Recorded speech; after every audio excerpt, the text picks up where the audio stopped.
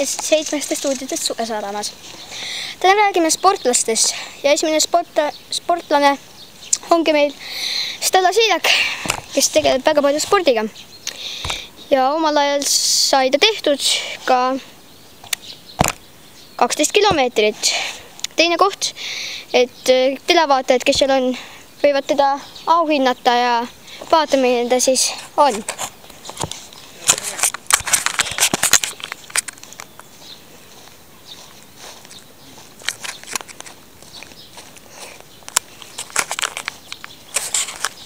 Vabandust, kas te saaksite rääkida? Jaa, ikka.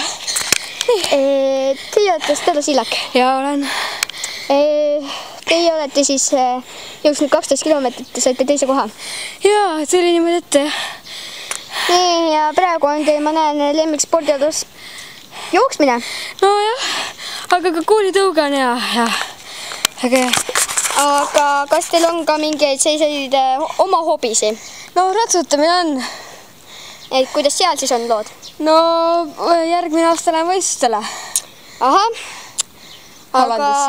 Hollandisse. Jaa. Seal peavad ikka tähes väga head jooksuvõistlused teil siis tulema. Jaa, tulevad.